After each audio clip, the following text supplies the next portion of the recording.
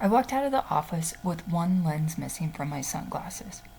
I did not notice. I'd been at my desk for hours, maybe longer. I had stopped tracking time the way you stop tracking time when your body has entered that particular kind of stress fog where the only thing that exists is the next task, the next deadline, the next person whose problem needs solving before your own.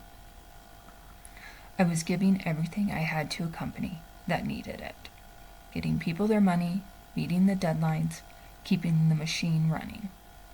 I was, by every professional measure, doing my job.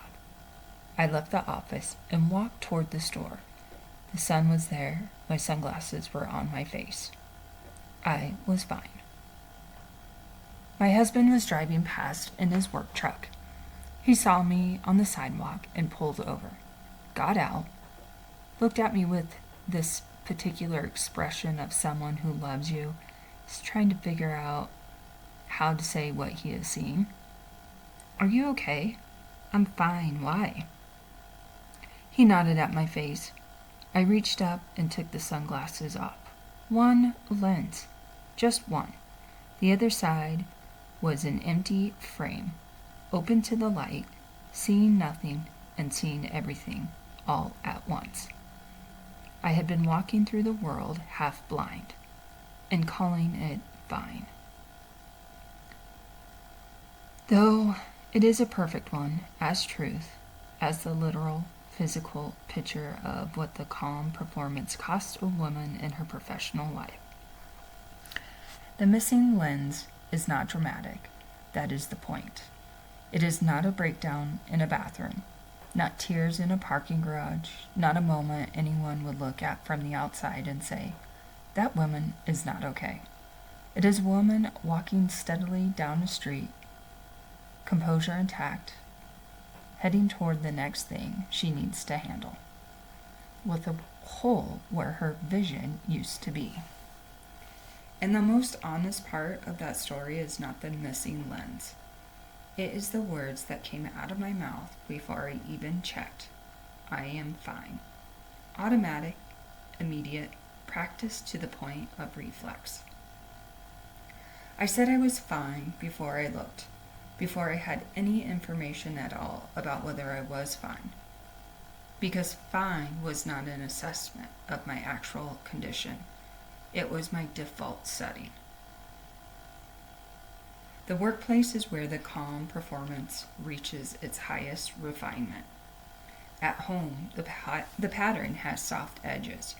In friendships, it is cushioned by love. But at work, in conference rooms, in deadlines, in performance reviews, in the thousand small negotiations of professional life, the calm performance is not just tolerated, it is rewarded.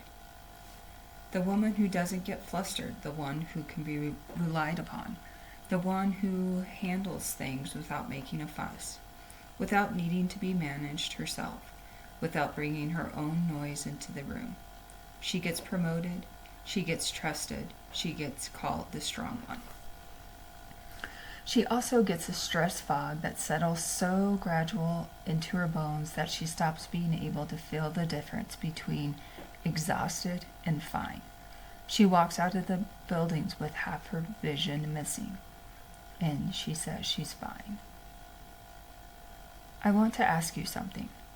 When was the last time something was actually wrong and you noticed before someone else did? When was the last time you checked in with yourself the way you check in with everyone else? I'm not asking to make you feel bad. I'm asking because I spent years not being able to answer that question, because I had become so efficient at managing everything on the outside that I had lost the signal on the inside.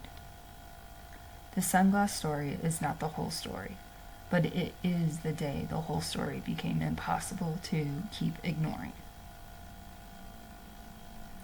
I have been writing about this for a long time, about the invisible ways that high-functioning women learn to disappear inside their own lives while appearing to everyone watching to have it completely together. The book is called The Calm One, and the sunglasses, the one lens still saying I'm fine, walking toward the next thing sunglasses, are on the desk while I write it. As a reminder, if any of this found you today, if it names something you've been moving past without stopping to look at, I would love for you to be the first to know when the book arrives. The link is in the description. Take care of yourself. Not the composed version, the actual one.